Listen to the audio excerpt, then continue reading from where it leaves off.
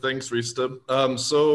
Thanks everyone for coming, both in person and participating online. Also a big thanks, of course, to Patricia Reed and Vincent Lee for their talks yesterday, as well as the presentations by Neda, Amalia, and Gala. So today we're going to start things off with a lecture by Alenka Zupančič entitled Sex and the Cut. Alenka is a Slovene philosopher and social theorist. She works as a research advisor at the Institute of Philosophy, Scientific Research Center of the Slovene Academy of Sciences. She is also professor at the European Graduate School in Switzerland, notable for her work on the intersection of philosophy and psychoanalysis. She is the author of numerous articles and books, including Ethics of the Real, Kant and Lacan, The Shortest Shadow, Nietzsche's Philosophy of the Two, Why Psychoanalysis, Three Interventions, The Odd One In on Comedy, and most recently, What is Sex? So if everything is fine on your end, Alenka, I think we can start things off. Okay, thank you very much, Zach, and I would really like to thank everybody involved in this, in organizing this event, which I am very pleased to participate in. In the beginning, I would just like to say that as you can probably hear, for the past 2 days, I am struggling with a nasty cold, and I did took a handful of medication just now, so hopefully this will get me through the talk without some attacks of whatever, sneezing and coughing. I think it's nothing very grave, but still it's a nuisance if you have to talk and present things. So if something like this happens, I would just like to beg for your patience. So now to my talk, which I mean, first some kind of a, as Zach already told you, that my philosophical work relates strongly to psychoanalysis, and of course it insists on both kind of conceptual and political significance of the notion of the subject. And it's also critical in some ways in respect to some aspect of what goes around under the name of new realist ontologies. So in this sense, it does not directly fit or align with the general orientation of this year's program, but I'm very, very happy to be part of it nevertheless, and to try to present my case, my arguments to all of you here. Also to what I think it is a kind of a revolutionary transformation of the very notion of the subject, for instance, in certain philosophy. So my paper is composed perhaps a little bit too mechanically of two moods, let's say. The beginning and the end are kind of directly more generally political, but the central part is a kind of a more hardcore conceptual presentation of something that I think it's important perhaps to work through, not simply because I think we need to do this or that exegesis of, for instance, Lacan, but because I think it could in fact be useful to this kind of more general and common political debate. So let me just start with some of this more general political framework in which I want to situate my more particular intervention, which relates directly to the title Sex in the Cut. So we could say that on the one hand, it is, while on the one hand, it is far from clear what femininity or its essence are, and of course, we know it is also unclear if there is any such thing. But on the other hand, it is relatively clear what feminism is. I mean, it's not, we could say feminism is an emancipatory politically articulated movement, struggle of women, but not only women, for a fundamentally different mapping of social space, of social relations, including, of course, economic relations, which are by definition social, which would result in a shift, let's say, in women's, but again, not only women's access to mechanisms that determine this relation, that affect these relations, that modify these relations. So, of course, in this, what is at stake, for me at least, is never simply a better position for women within the social space, but precisely this kind of structural shifts, the power also to influence this fundamental structuring in a more egalitarian or just way, and so on.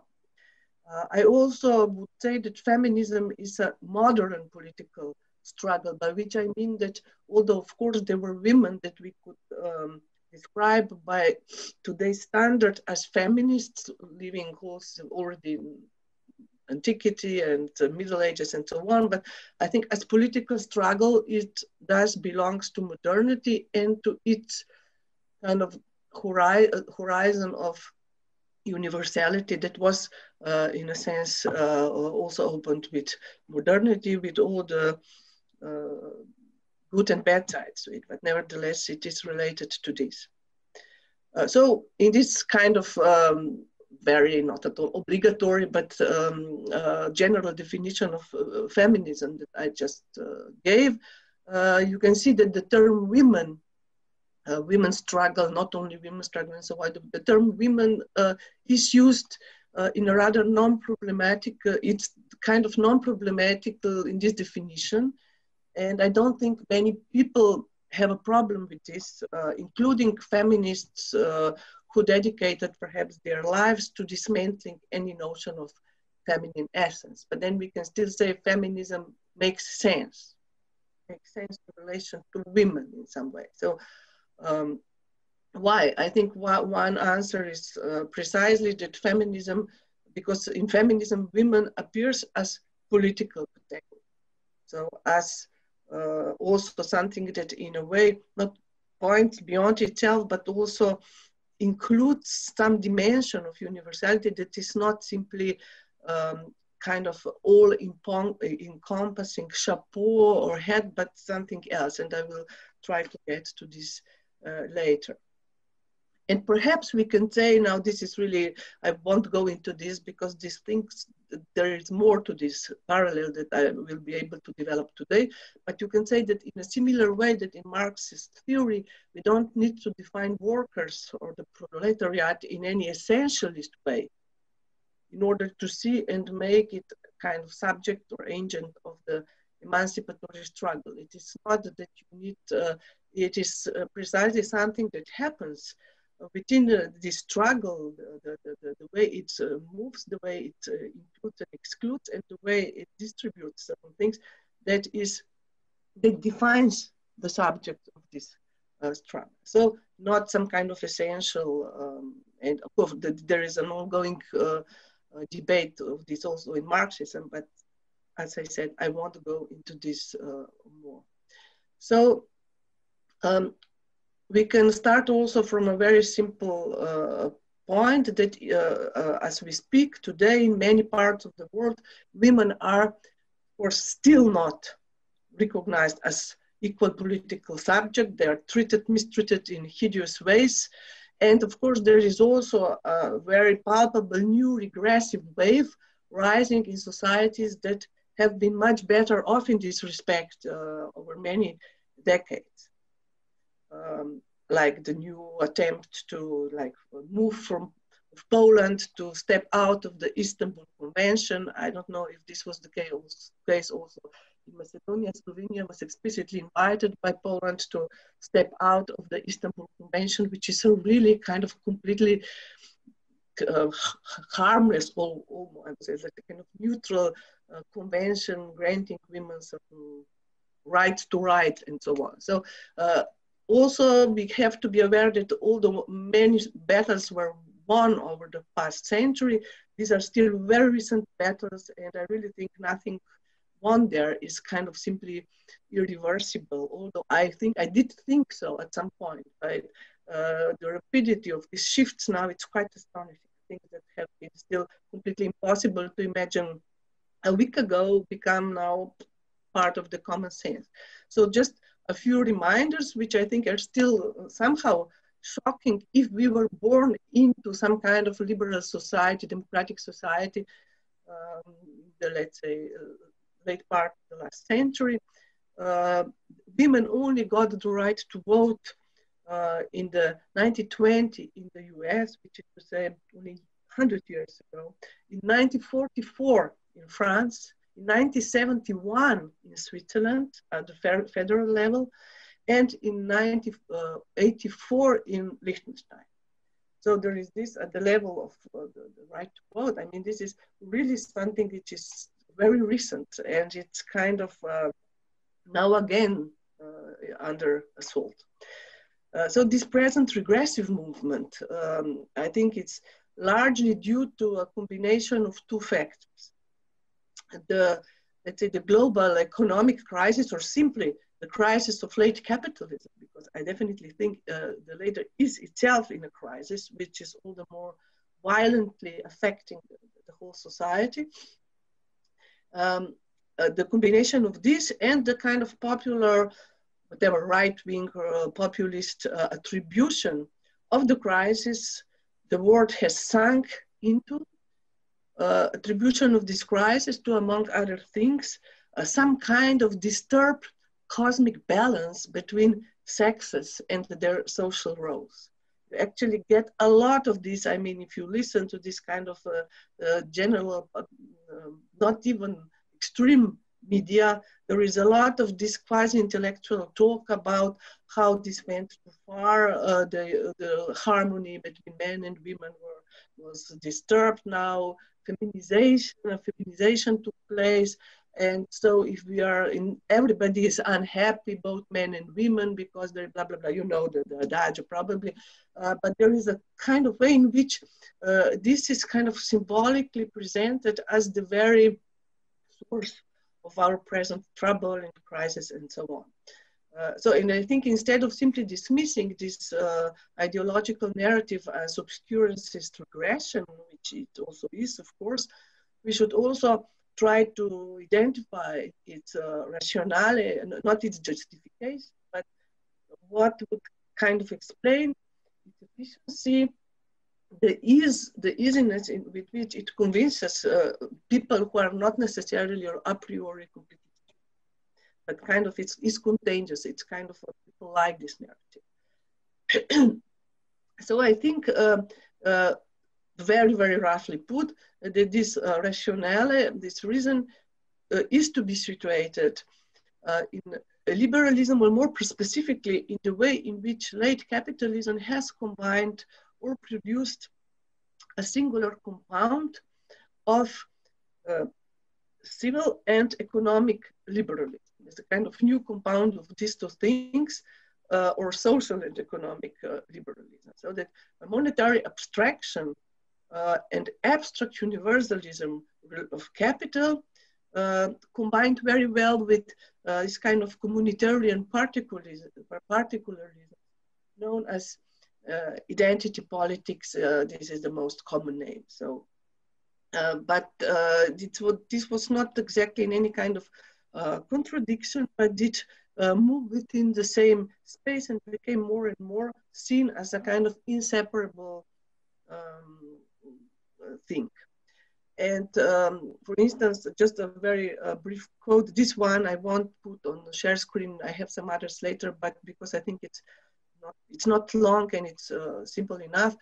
This is the harsh judgment on, let's say, what was then identity politics, which Alain Badiou, for instance, made already back in 1998, when he said, capital demands a permanent creation of subjective and territorial identities in order for its principle of movement of the capital to homogenize its space of action. Identities, moreover, that never demand anything but the right to be exposed in the same way as others to the uniform prerogatives of the market. So in this sense, market is precisely this kind of seemingly egalitarian, or not even seemingly, in this abstract way, egalitarian force. So the capitalist logic of general equivalent and the identitarian cultural logic of communities or minorities form an articulated whole. Okay, so this is the quote. So I won't go further into discussing this, and I'm surely not saying that identity politics as such is the culprit of this regression now. I'm simply saying that its long-standing accommodation with monetary abstraction in this way, it makes it very simple today for political reactionaries to attack it and its symbolic markers, because there you can see the symbolic markers of this liberalism as the primarily cause of evil. And I think this is really interesting because the rhetoric of extreme right today is often kind of generally anti-capitalist rhetoric, but it doesn't attack or even analyze the real mechanisms, the social mechanisms of capital and neoliberalism so much as it attacks precisely this kind of symbolic markers of it, the symbolic dimension of the lifestyles, this, you know, this what kind of, and this is then made the culprit. So, and I think in this context, feminism today has to resist the impulse to also only react on the level of symbolic markers of what, let's say, the extreme right is put, or this regression put on the table. Some, you know, obviously there are very concrete struggles, but also we should be attentive to the way in which they are embedded into some kind of a larger and even more devastating picture.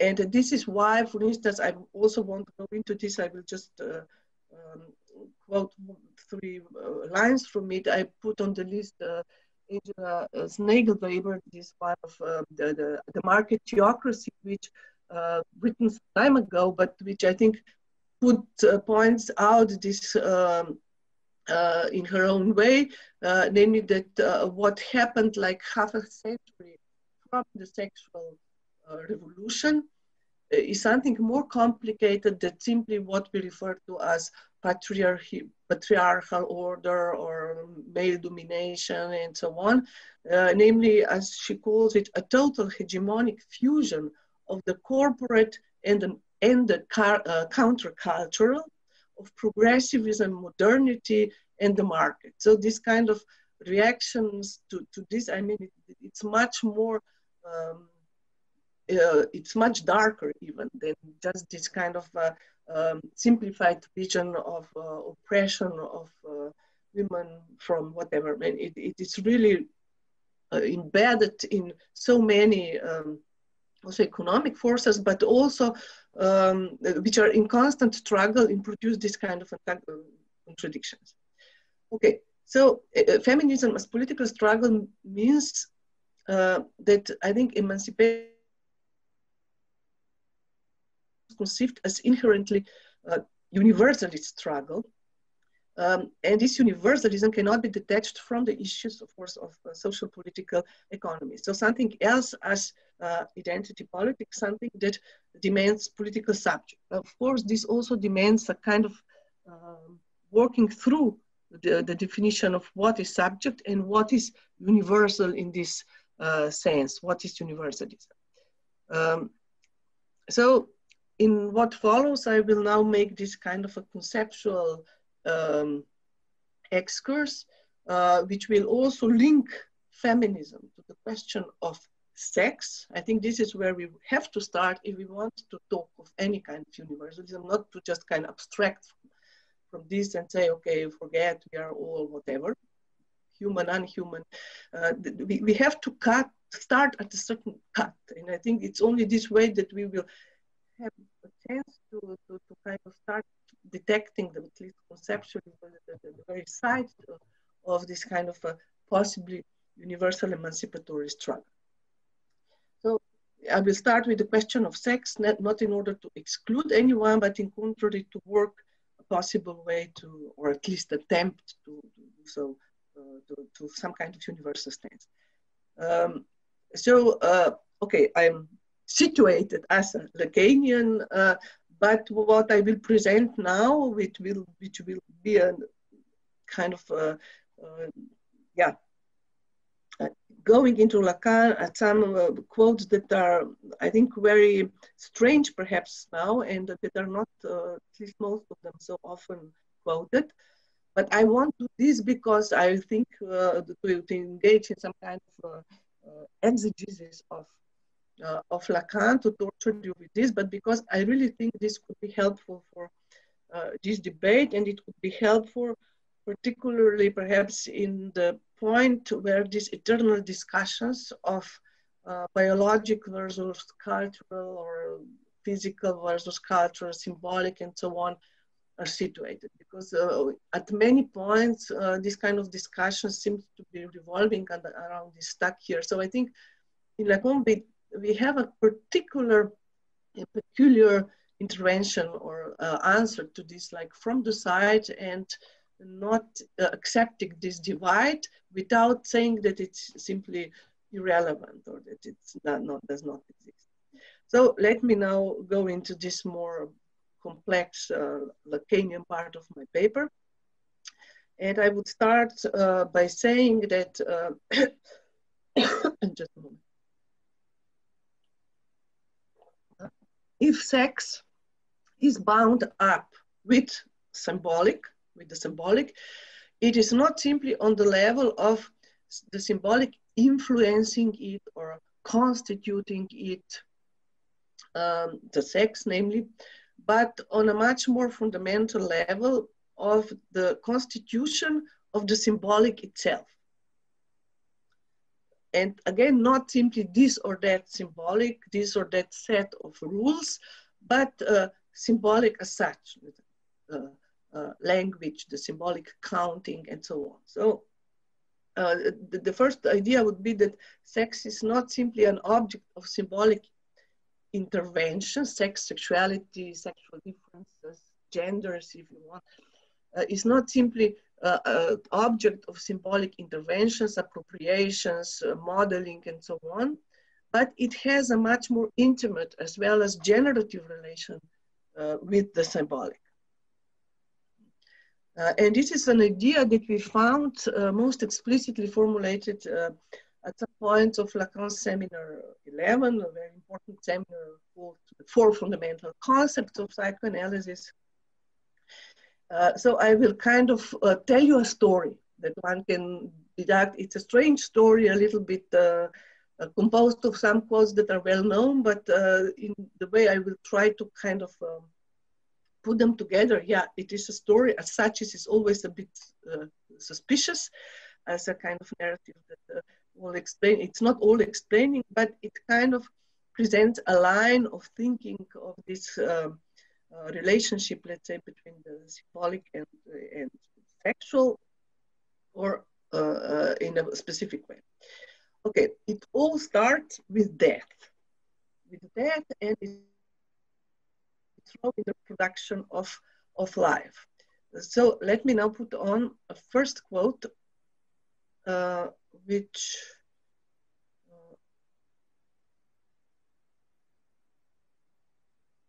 reads like this. Okay, I just need to, wait a minute, I can't. You can see, but your screen kind of, yeah. We know that sexual division, insofar as it reigns over most living beings, is that which ensures the survival of a species. Let us say that the species survives in the form of its individual. Nevertheless, the survival of the horse as a species has a meaning. Each horse is transitory and dies, so you see the link between sex and death.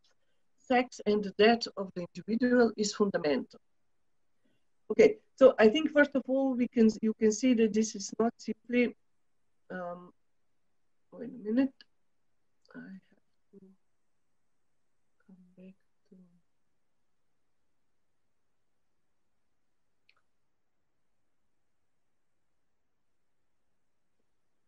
sorry, I have some problems. I'm plugging the share screen option because, sorry.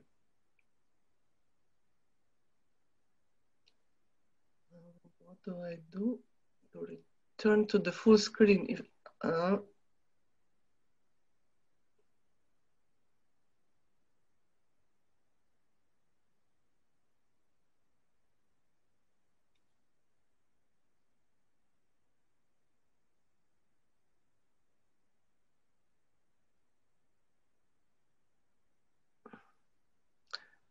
I'm very sorry, I just lost the screen where I can see the icon share screen or unshare. And I'm, as you can see, I'm not very good with this technical stuff. Perhaps, Zach, do you hear me? Yeah. Okay, can you then just perhaps do this to unshare the screen until I think you can do it, or some other moderator perhaps can do it. Request hide the panel zoom rate. Arista, it's down there. No, she's a host. I am a host. Okay, then just I would ask for. You are the host, yes. I'm the host. Okay, then. Okay. I'm really sorry, but.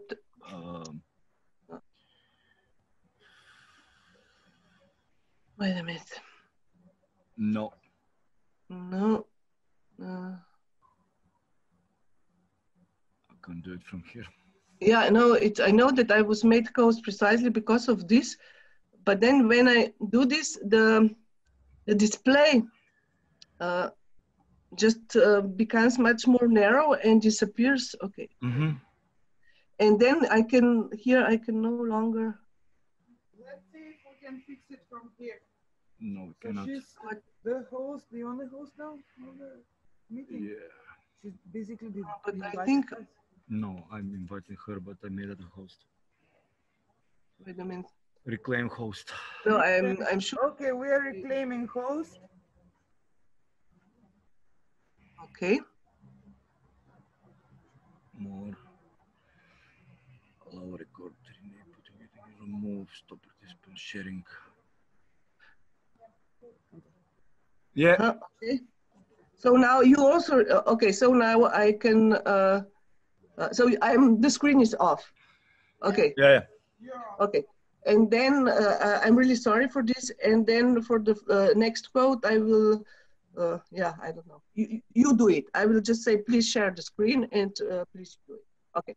So I'm sorry for this interruption. The idea. Okay, here it's not only.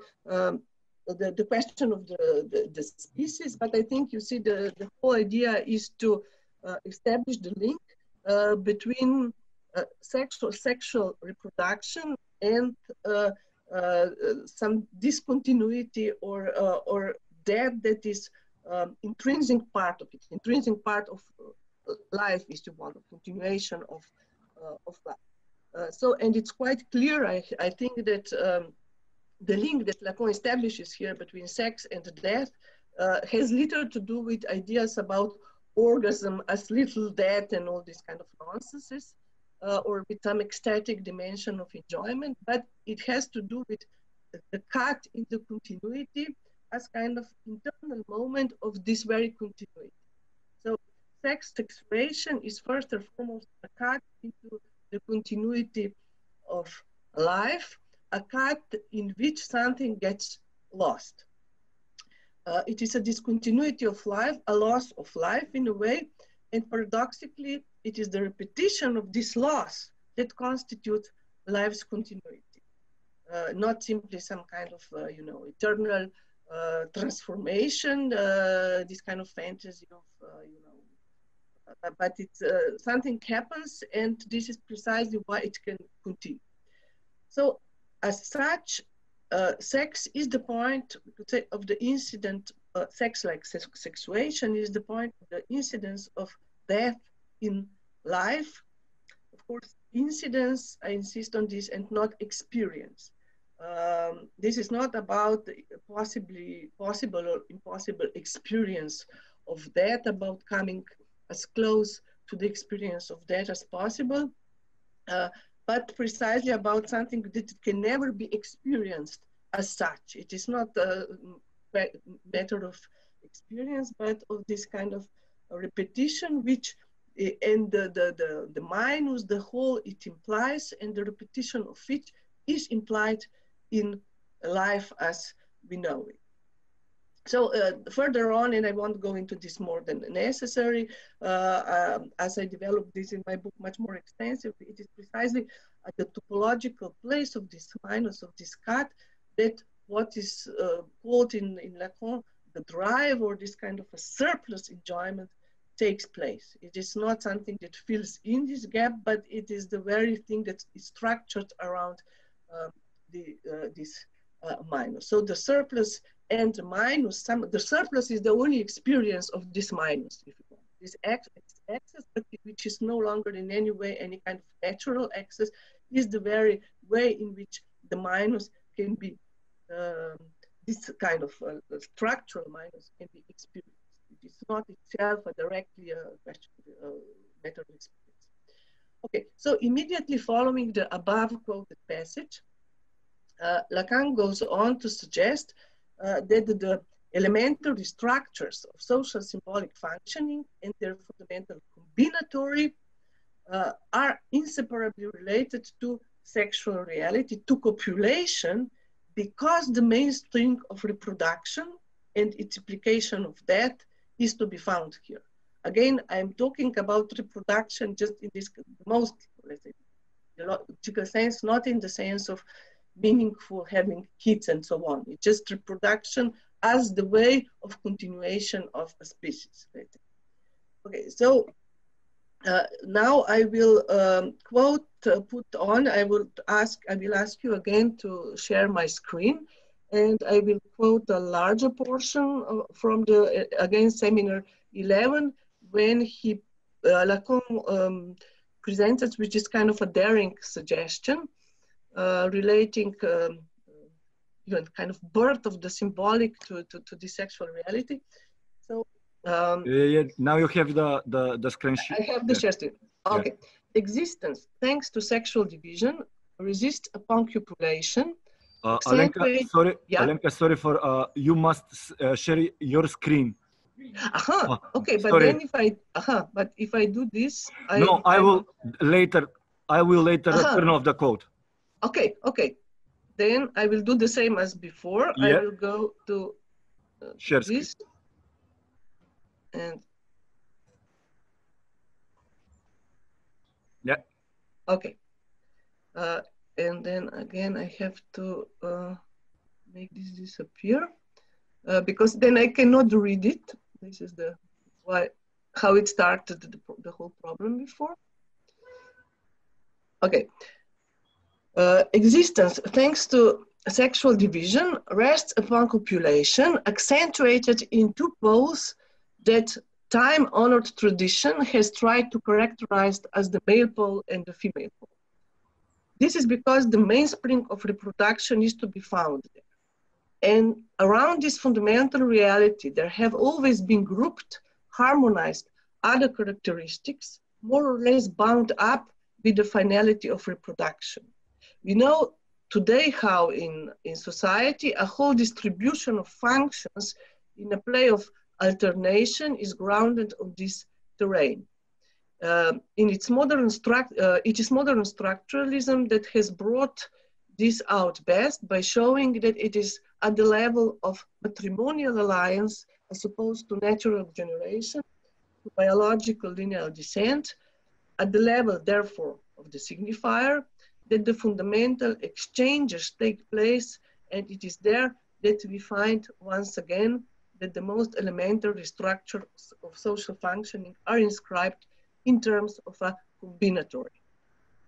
The integration of this combinatory into sexual reality raises the question of whether it is not in this way that the signifier came into the world. What would make it legitimate to maintain that it is through sexual world that the signifier came into the world, that men learn to think, it is the recent field of discoveries that begins by a more accurate study of mitosis, and so on. And then Lacan goes into some further, I can stop share, regulate.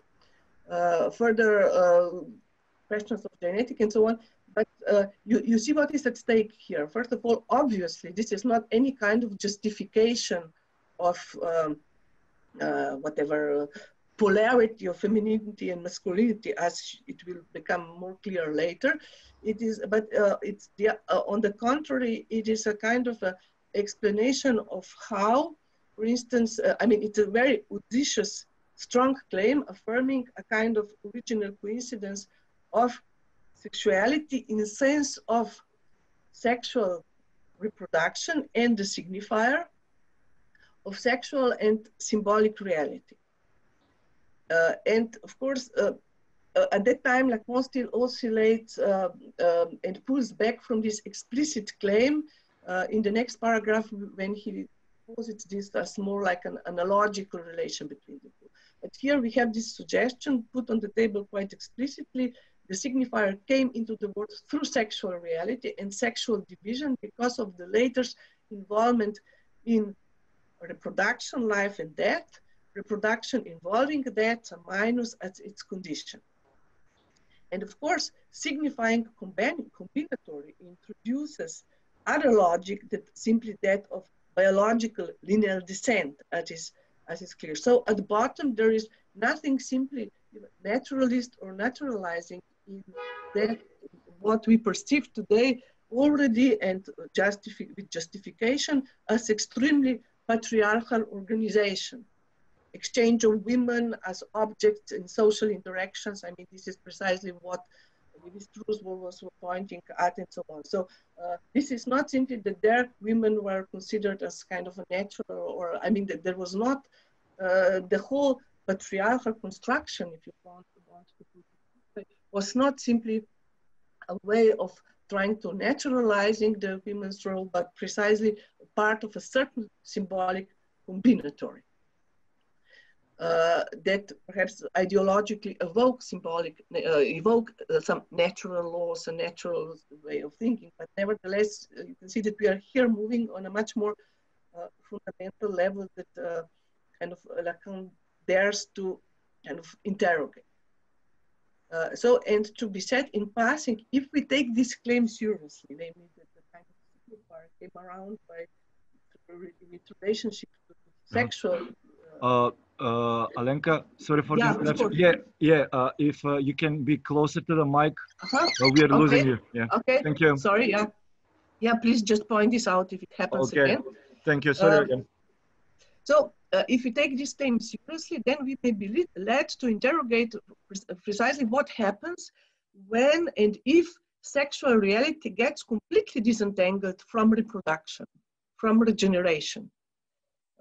And obviously practices such as birth control or even artificial insemination cannot accomplish this, since they only perform a kind of separation between, let's say, sexual enjoyment, or simply between act of copulation and reproduction.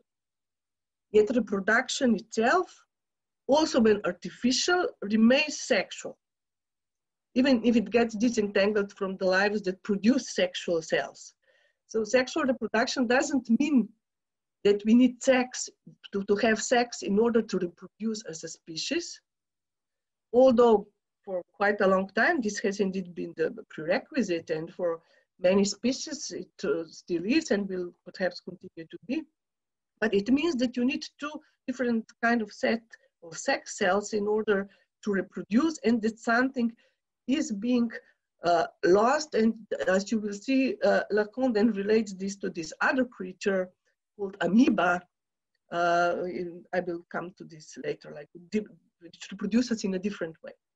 So, you know, cloning was perhaps so far the sole attempt to really not the sole, but the most publicized attempt to really circumvent sexual reproduction and the reduction, the loss it involves. Just go around it in a different way, implying a possibility for humans, and not only humans, to reproduce, in some other way. So if it or something like it, perhaps related to new technological advances, would work and become the main means of reproduction, it would indeed make sense to raise the question of the implication of this for the symbolic order. as such, not simply this or that kind of symbolic order. Would this imply a completely different symbolic order, or perhaps the end of symbolic order as such? Okay, these questions are completely rhetorical at this point, but nevertheless, I think we can, there is a way of perhaps doing this, but I'm not even sure if of the sense that it makes to say, but then if we are finally free of the symbolic order as such, then some kind of emancipation will take place, because also the freedom, the emancipation is something that we think about and from within, with language and within symbolic means so far. So anyway, we have a very strong suggestion here in Lacan that situates sexuality or sexual reproduction at the point of the constitution, of the very constitution of language and the symbolic, not simply in the sense of the origin, that one is the origin of the other, but in the sense of them being kind of coextensive. We could say that the emergence of language is a contingency that gets bound in its very constitution to sexual division, particularly to this gap it implies, and this is precisely where it finds its anchoring point to the organism, let's say. But there is a further important point implied here, namely that this sexual division, and this is really important point that I'm getting to now, that this sexual division is not primarily about cutting a species into sexes, like in the Plato's famous story from the Symposium, but about the incidence of that, of some kind of minus, as an intrinsic condition of the reproduction of life. This is the cut. The division of sexes is a kind of collateral to this. In other words, and this is a very short quote from Lacan, I won't put it on screen, that what is at stake is not sex polarity, the relation between masculine and feminine, but the relation between the living subject and that which he loses by having to pass for his reproduction through the sexual cycle. This again is from the Seminar on Fundamental Concepts, and I will come back later to the whole quote. This is part of a little bit longer quote. So what is at stake? It's not sex polarity, but the relation between the living subject and what he or she, basically, this was, the translation is all, loses by having to pass for her reproduction through the sexual cycle. So the symbolic and its subsequent retroactive influence on the conceptions of sex polarity, femininity, masculinity, whatever, start or gets its anchoring point here also, but it's not itself, you see what is going on. So it's a slightly different kind of cut or division, which nevertheless plays a very important role in the subsequent symbolization of this cut, of this separation, this division. So in other words, sexual division, actually Lacan practically never speaks of sexual difference. Division is the term he uses. Although it is sexual, it's not simply about the divide between men and women. This divide is collateral to the loss of life implied in sexual reproduction as such, and this loss befalls both, all sexes, whatever you want to put it. Sexes are divided by something they have in common. Not by some original difference, they are divided precisely by this minus they have in common in the way they subjectivize it. So something gets lost here, and the symbolic enters at this point, finds its anchoring point at this cut, like as some kind of contingency, at this cut which is not itself symbolic. We could say counting as a symbolic operation doesn't start with one, but with a minus that becomes the very site of appearing of the symbolic count. It's not simply that somebody says one and then we start counting. There is a certain negativity that functions as a kind of, not the origin of it, but as a kind of a opening of space for it. So as a result of this kind of minus-based topology, the connection between symbolic and organic is never simply external. Or even I would go further, I would, but okay, let's say, let's stay here today between symbolic and organic. It's never simply external. For instance, that of appropriation and the determination of the organic by the symbolic, this kind of, but constitutes a kind of ontological reality of its own, a kind of dimension of its own, which is irreducible simply to either organic or symbolic, or if you want, biological culture. So this intrinsic connection is also the reason why what enters the picture here is not simply an additional symbolic life, what starts, let's say, with the, use this kind of a chronological terminology. The symbolic does not simply present us with a new order symbolic life, an autonomous life of the signifiers, the materiality, and so on, but also something else, namely a kind of a strange and strangely persistent undead life. I won't go into this question of undeadness, of undead life, its relationship to the notion precisely of the drive more specifically. You know, perhaps that Slavoj Žižek has written on this question of undeadness, which the difference between saying that somebody is not dead and saying that she is undead, the whole relationship to our to the imaginary of whatever, from vampires to, so this kind of that has counted the imagination all through, particularly all through modernity and political modernity. But anyway, this undead life is something that is related to the symbolic, but it's not itself symbolic. And it's precisely this kind of a strange realm that is not, that has its own very peculiar ontological status, and which is, which again, psychoanalysis relates to the notion of the drive, which is different from instinct, but at the same time, not simply a symbolic entity. It's some kind of, denaturalized nature or unsymbolized symbolic. There is a certain strange and interesting configuration that goes. So what is it? I will go a little bit quickly here because it's, I see it's already late. So what is this undead life? In this narrative that I'm quickly sketching out for you here, it is precisely according to Lacan, what kind of is mythically lost. The life that is, first of all, it's a life that is mythically lost and which then re-enters the scene via the defiled défilé of signifiers as parasiting on them, in them, as their kind of an inseparable undercurrent.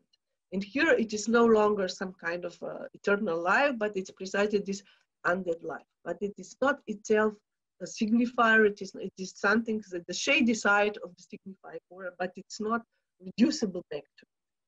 No? And it is at this point that Lacan famously introduces the image of this image of lamella that I'm sure some of you are familiar with. This story, this kind of extremely vivid depiction of libido, of what he makes of Freud's notion of the libido as a kind of a false organ of the drive, false organ in the sense precisely that it doesn't in fact exist. So there is this famous passage where he talks about lamella, and you will see how it relates to what I've been saying earlier. So I will again share my screen with you here.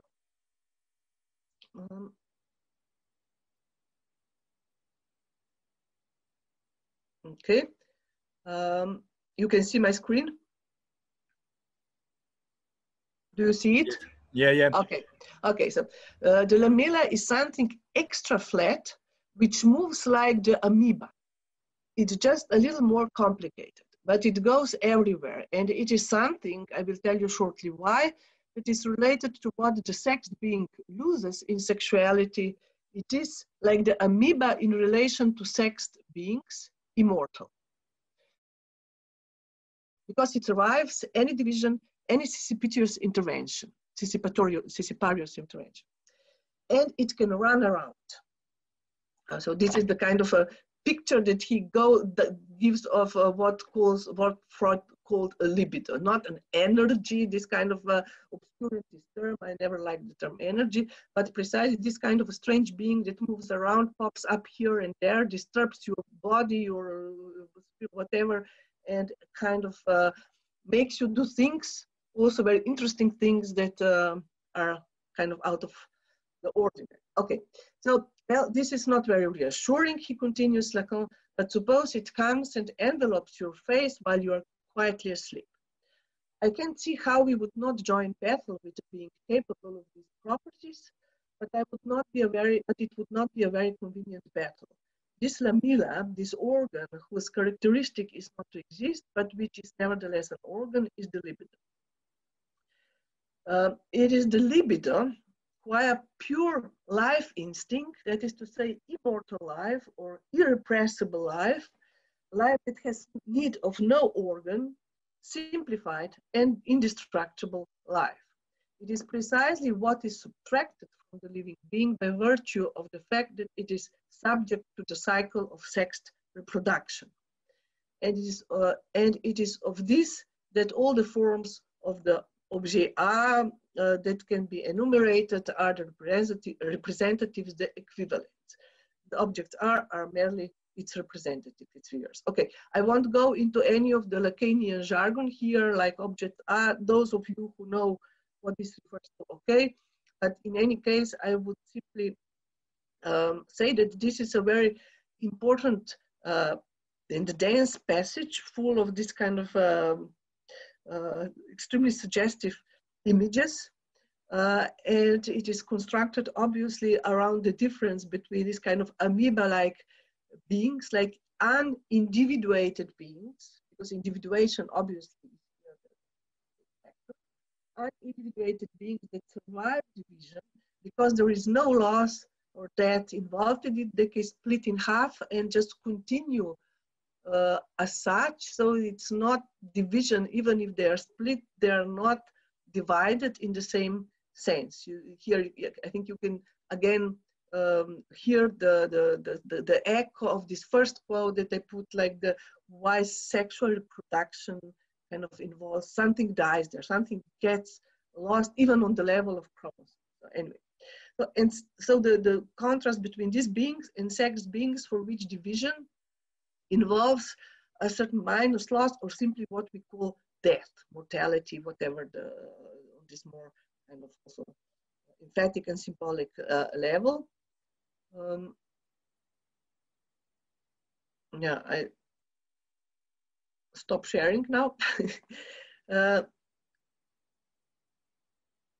And connects reproduction as continuity of life to dying.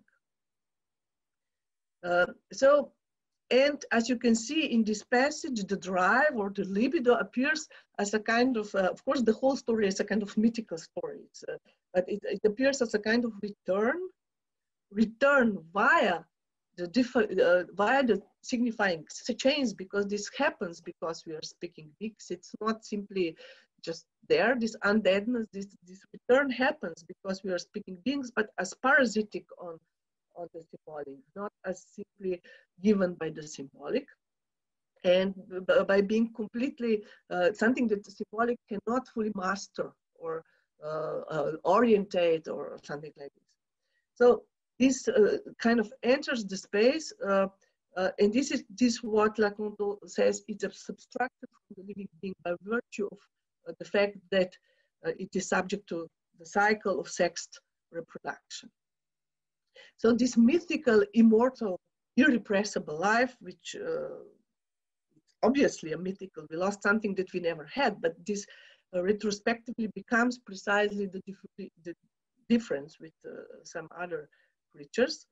This immortal, irrepressible life, as by definition lost, returns as something better called undead, no longer immortal life or irrepressible life, but undead, something that which cannot die precisely because it is in a way already death. It's not that we cannot live forever, but in a certain sense, we cannot even really die in this realm, in this sense.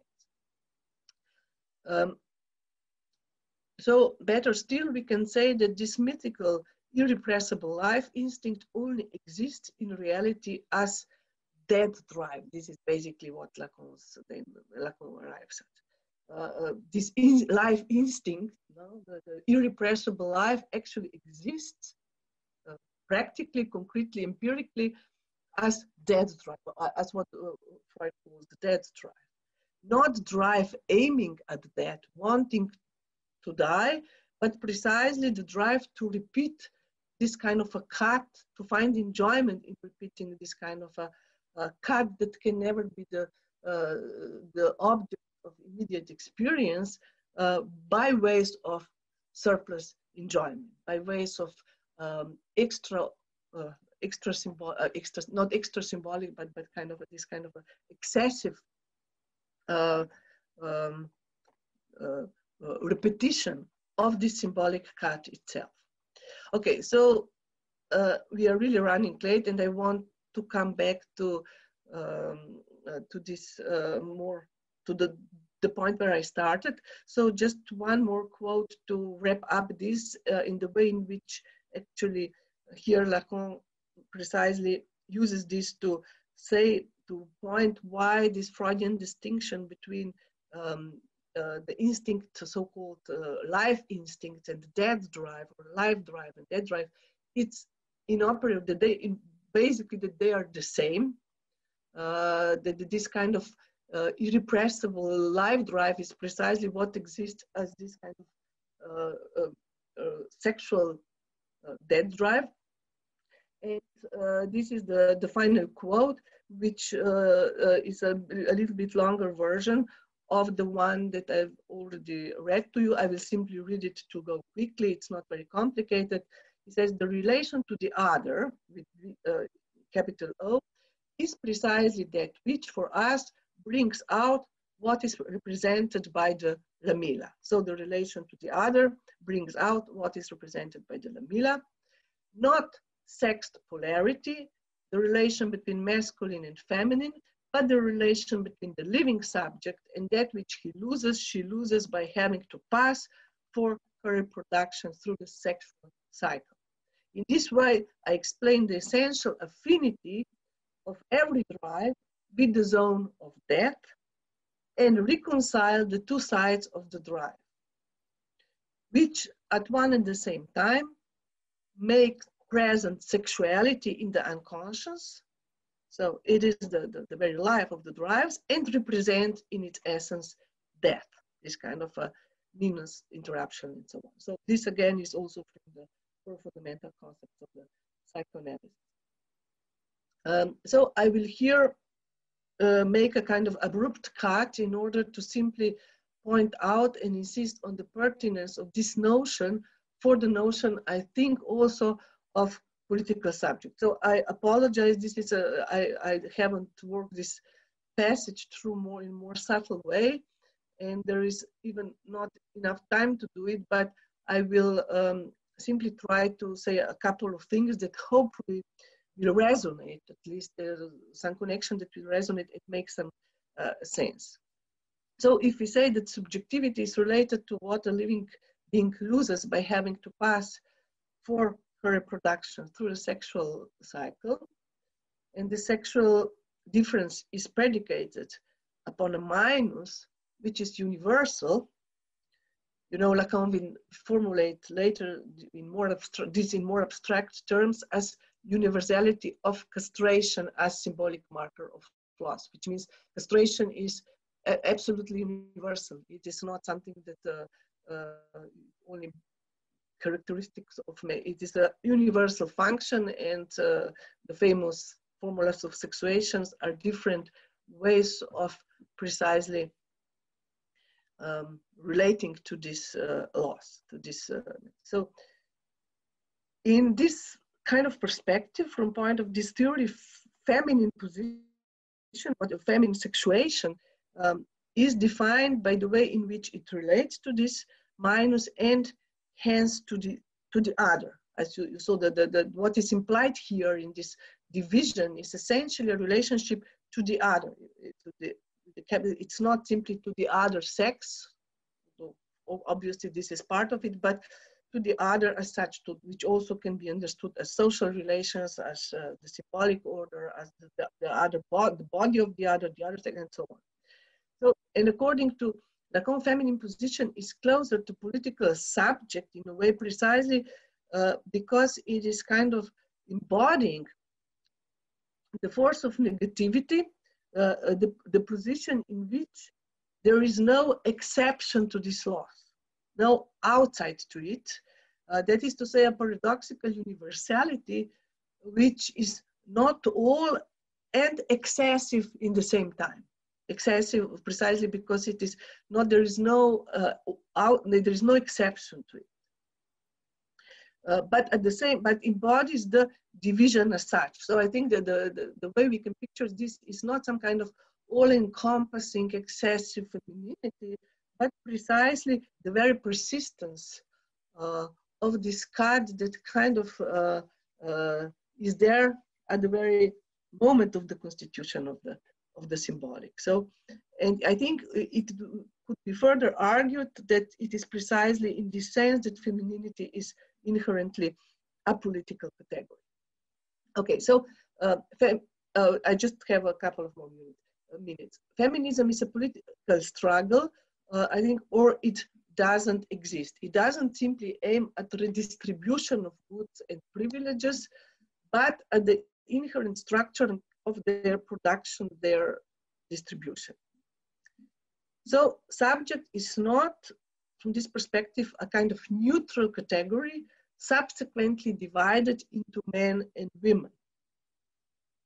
Subject is not the prime vehicle of emancipation because it is neutral or asexual or all-encompassing, but because it embodies the sexual or the cut as such, which is for Lacan the sexual. You know, one of the etymologies of sex is precisely this.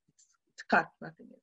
But not cut between sexes, but precisely a cut in life as a kind of problematic-less continuity. So, because it embodies the sexual, the cut as such, and the relationship to something else, to the other. Without this, I mean, we can merge into this, but in this way we also lose any kind of relationship to the other as other, and a meaningful way also of talking about. So, condition of universality in this sense would not be neutrality or abstract universality, but always a concrete singularity. So if we say that an emancipatory struggle has to stand up for all the oppressed and not just for one particular group, I think we put it the wrong way around. We started the wrong end from kind of universalism and abstraction in relationship to all particular claims. Instead, I think we should say whenever a particular struggle appears as embodying the gap, the divide and contradiction inherent to the structuring of the universal, it functions as in principle. In principle, it represents all the oppressed. So when this happens, we know it. It's not that we have to kind of make some kind of preliminary conditions. This group can have it or not. But of course, there is this kind of structural difference between it's not just anybody could do. No, it is a certain, this is contingent, but at the same time, it's also structure what embodies this this cut, which is the very could be the very generator and regenerator of a certain universe. So you don't get to the universe directly or by purifying it of all particular concrete claims, like, you know, the stupid rejoinder to the slogan Black Lives Matter. No, but all lives matter, which is a very stupid thing to say. Of course, all lives matter, but the point is that you don't get to the universal, to some justice by repeating that it should be there for all, but by focusing precisely on the points that embody its absence. It's the very negativity that is intrinsic part of this, already in some way constituted universal. So, and a very important further point is that the frame and the texture of universality changes with and because of that struggles. We should not picture, for instance, justice or equality or something as a kind of predetermined field into which some are included and other not, so that these other legitimately struggle for the inclusion into it, in the sense of we also want to get in there, in this boat. Because if they are not in there, it is because the in there is structured in a certain way. And somebody else will fall out probably. So it is the very structuring of the social economic field is based on a certain kind of repression, exclusion, exploitation, and so on. So, okay, I will really finish now. Emancipatory struggle does not say we also want to be in this boat. So out with those perhaps who usurped it for so long. While I think resentment is an understandable political effort, it also has a nasty characteristic of depoliticizing the social space. And there is a lot of this around. So we don't simply say we want to be in this boat, but emancipatory struggles say something we need to change about. We are building a different kind of boat. Okay. I'm very sorry, this was a little bit too long with these interventions, and I'm well aware that the two parts are perhaps falling apart, but I hope you get at least some kind of a general idea how I would like to further argue, to link them and to argue for this connection. Okay, sorry, thank you. Okay, can I'll ask a question if there's no one other. Okay, so my question is actually not so much related to your talk, but to your book. It is a little bit clearer now when you explained the difference between sexual instinct and sexual drive. But it's at the beginning when you say, one way of putting that would be to say that there is no sexual instinct, that is no knowledge or law inherent to sexuality which would be able to reliably guide it. Mm-hmm. And so just if one takes that way of thinking, so just how does one explain that animals reproduce regularly, although there is no right sexual instinct, at least in this psychoanalytic Lacanian way of thinking? Okay, that's my question, I think. Was I clear? Yes, absolutely. No, the obvious and usual answer to this is precisely that what happens with speaking beings is precisely that this kind of supposedly autopiloting instinct gets transformed into what we discuss as trip. This is to say not instinct, but trip, the drive. So it's not simply saying that, and obviously there is, particularly if we look at animals, it seems that they are on some kind of autopilot, which this kind of knowledge that is there, and that kind of we call animal instinct. Okay, it is true that in my book, and then that there would be this kind of a difference or human exception that would be situated here precisely, that for human beings or whatever speaking beings, this is not, this does not work in this way, because there is a certain way of deterring this. I wouldn't even say denaturalizing, because this is already too strong. It's a kind of, there is a deter, something that enters here, and the opens up this whole space to all kinds of contingencies, including symbolic contingencies and so on.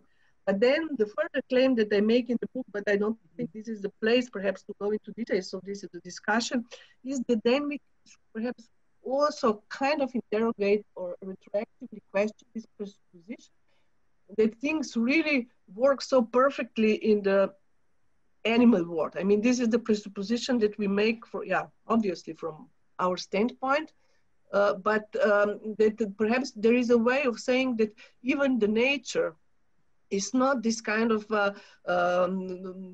or whatever entity, existing entity that fully knows what it does, but that there is something in the nature itself, in this supposed instinct, that only works because, as I put it there, animals don't, not that they know that this knowledge is not reflexive in a symbolic way. So obviously, animals copulate, but also humans.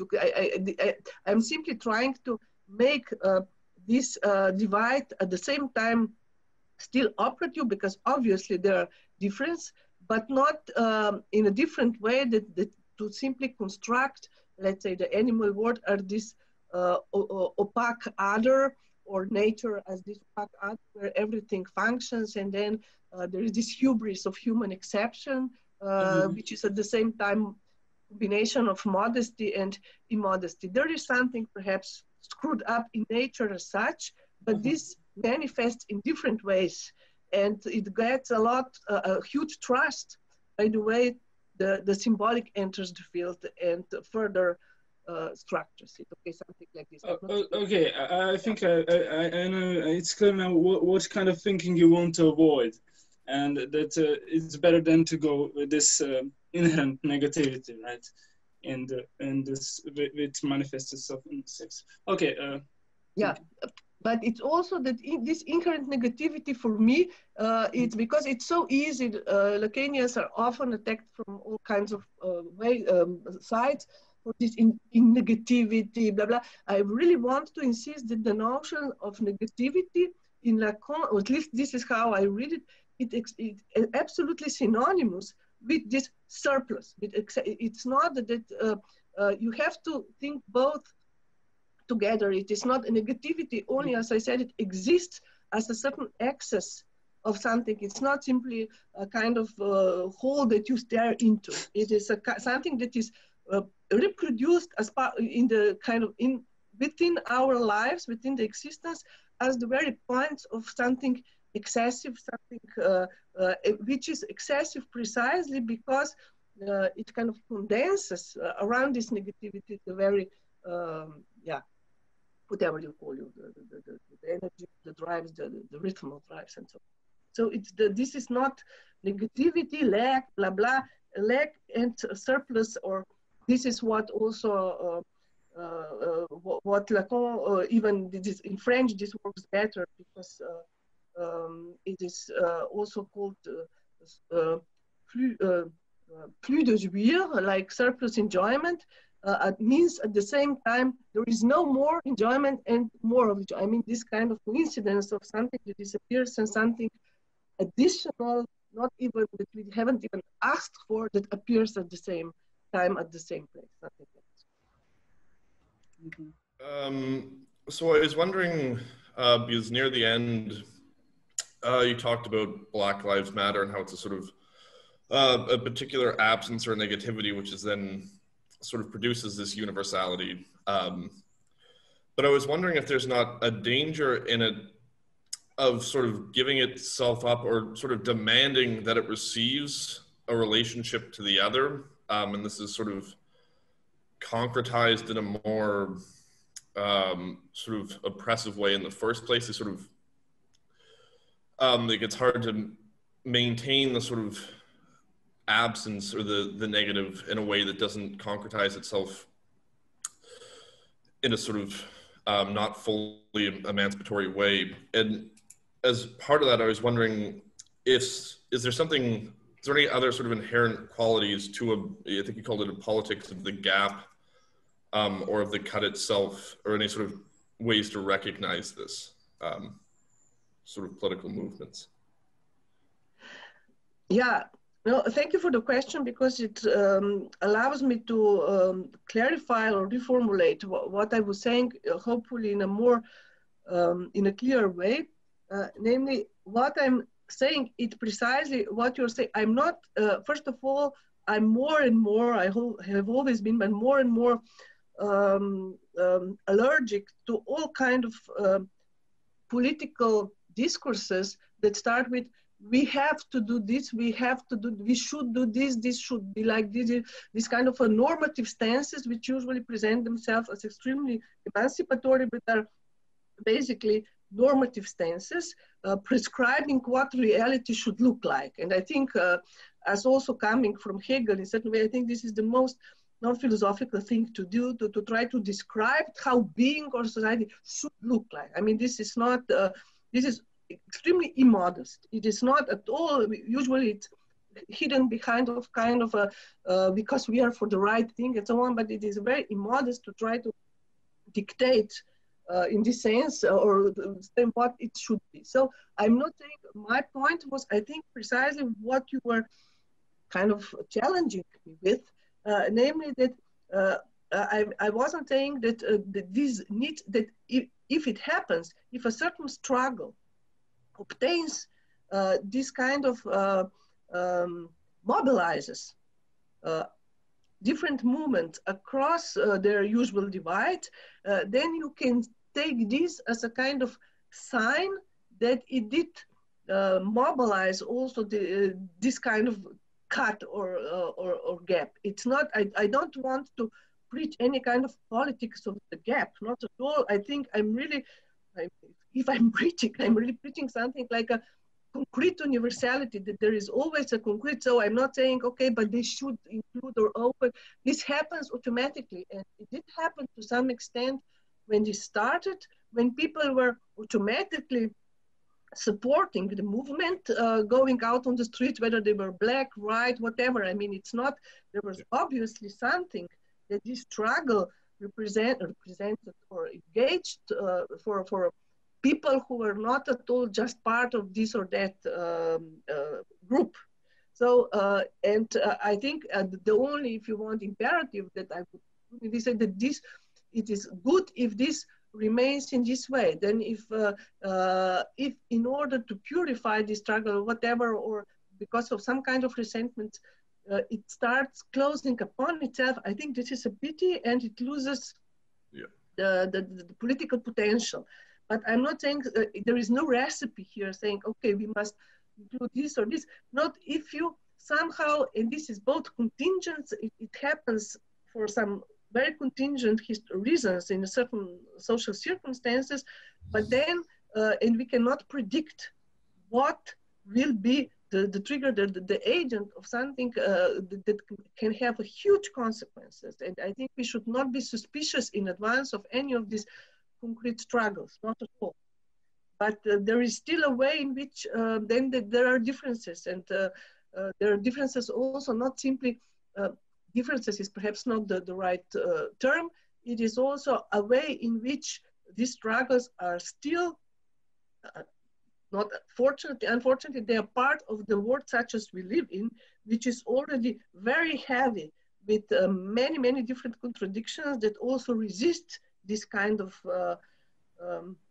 universal move. It's not because these people did this or that wrong. It is something that is actually not easy at all for it to happen, not for them to bring around. And yeah, it's also the question of different kind of organization. But the fact is, I still think that emancipation, if it just relates to some, while it always starts as a kind of very concrete, particular struggle, it kind of relates to the world. And if it's not this, then I'm afraid I don't see in today's world how, without like say the very shifting in the structuring of the world, any kind of real emancipation can take place. Like just this is the only skepticism. It's not that, yeah. I hope it's more clear.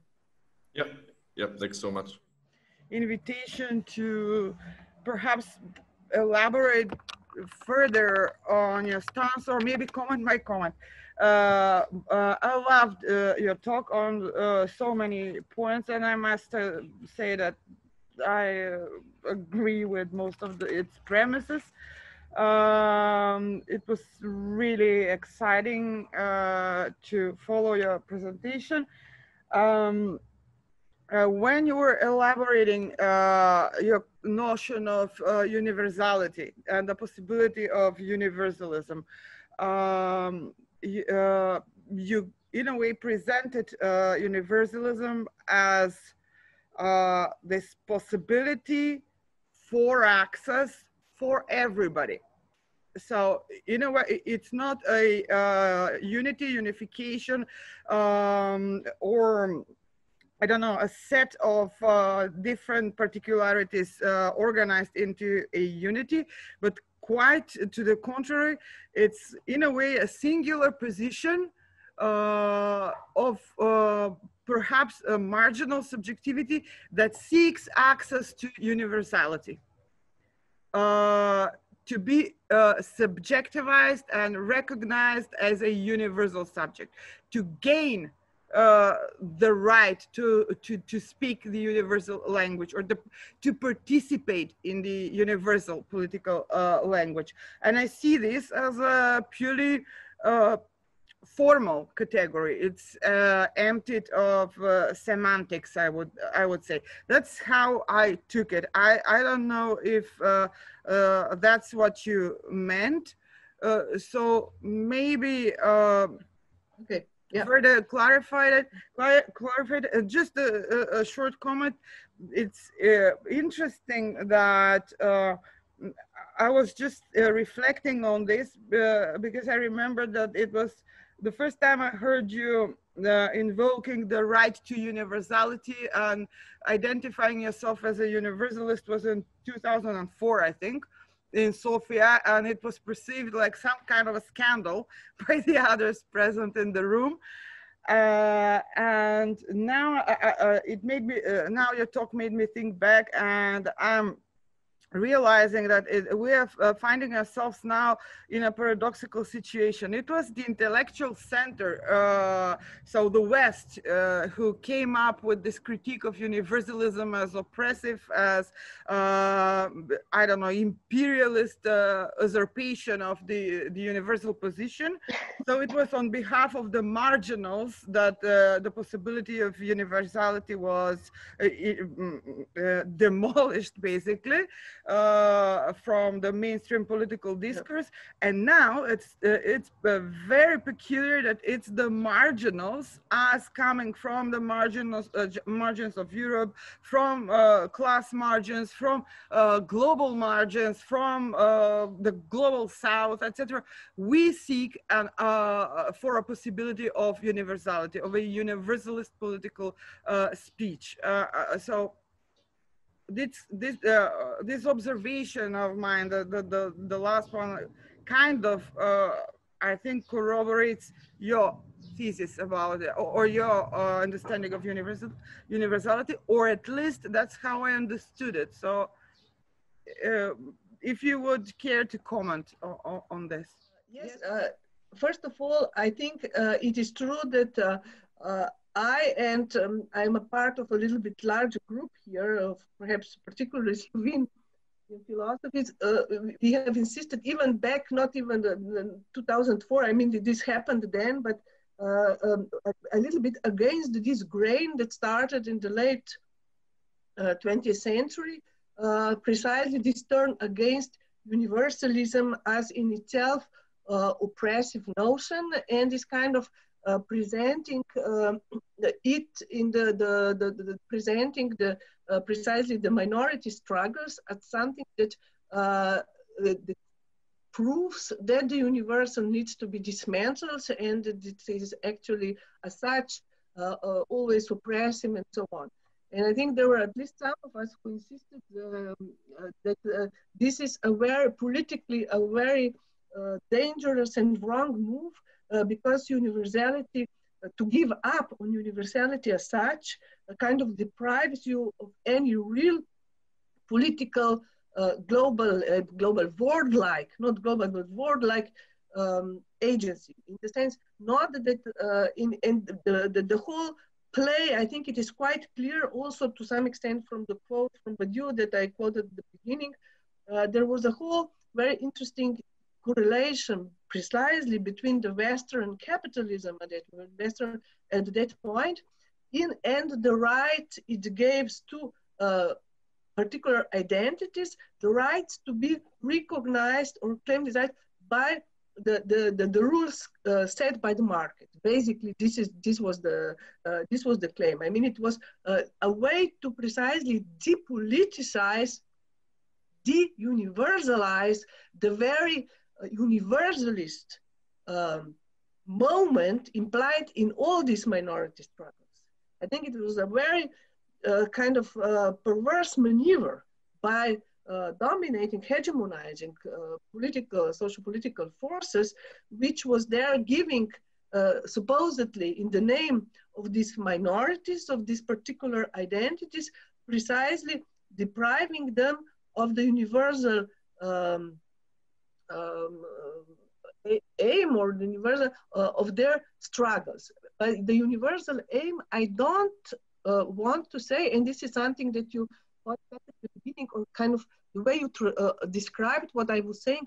No, my point was not that we should be able, that these fights seek access to the universal. No, I think these fights are there to transform, to redefine the very notion of the universal, but not simply. And you know, it's a slightly different. It's this whatever. This is why for me this is no. I mean, you have also this concept of singular, universal, and so it is not that universal in particular should be opposed in this kind of way, or universal conceived as a kind of a totality which is composed of these different minorities or particulars which all have the same happy. This is completely phantasmatic, but this is the image of universalism that was at the same time promoted by this Western, whatever, late capitalist ideology and demonized because it was obviously that the universal is always a concrete universal. It is structured in a certain way, and I'm not. This is precisely where the struggles aim at, to restructuring of the universal, and not simply in the abolishing of the universal as such. So, and I think that the struggle is to become a political subject, and the moment you include, like when if we are talking about feminism, the moment when women started to be included in the political space, this does not mean or considered a political subject. This did not amount to some kind of okay, now we are all in about of perfect harmony, but the struggle actually only can begin there. It is also a question of struggle or further wars and divisions. It's not simply precisely because the whole space is starting to move, and it's not simply nothing changes. We just include one more minority, but the functioning of the space remains the same. This is the difference. It does not. It has to change because this particular minority, it's not only simply one particular minority, but as such always embodies the very negative presuppositions of this larger social space. It is not simply the oppressed, it is also the oppressed as such, regardless of what kind of, they do like structurally incarnate the very negativity which makes this exclusion or oppression or whatever necessary. And if you really change this, but then of course you have to think more, general, global, universal political terms. Otherwise, you get this long-lasting capitalist games of also playing one. You have lots of debates now. I think even you, Katerina, posted this line about privileges against how this is a very limited political discourse, if we are simply betting on how we have to be aware that we are so privileged and that, I mean, this is a completely apolitical discussion. Political discussion is not about who gets the privileges or not. It is, it should move things on a much more fundamental level. And I think, first of all, things are starting to move, to shift on a much more fundamental level now, because not only of all these struggles, but also because capitalism is crashing. I think that the whole system, because of many things, this will not go on like this. But it's not that then automatically some ideal emancipatory society will follow, but this is really the moment to struggle, to kind of engage in things that then can give some kind of global perspective, because without this, none of these crises is simply can be resolved in any okay, sorry, I'm talking too long. So it is this universal perspective. I think in this sense, it should be really rescued from this extremely simplistic and I think the claim for universal should be rescued from this extremely simplistic picturing of it as some kind of simply and only oppressive mechanism. What do you have instead? What you have, okay, particular battles, but how do you, nevertheless, and here I will go back to this word that is, I think was used also by Patricia yesterday, how do you affect the think of the world, change it, if you don't have some kind of a universal, it's not simply because I want to be good also for the others. I'm not speaking about this kind of sometimes leftist sentimental, no, but not only me, they all, no, it is, if the world like this doesn't shift and change in some ways, and this is already universal dimension, then I think we are all screwed. It's not that, I mean, most of us. Yeah. Well, thanks for clarifying. I mean, that was precisely what I tried to sum up, but it may have been too abstract or too dense. So you're talking about purely formal categorical possibility of universality. It's not, so it is clear that it's not this boat everybody is on and we want to try to get in. This type of universality claims the right to participate in the creation of a new universal boat, let's say, using your metaphors. And it was very good, the example with Black Lives Matter. It kind of concretizes or exemplifies what you're talking about. It's actually the Black Lives Matter slogan that implies and invites universality. Yeah, it precisely. Constitutes universality rather than all lives matter.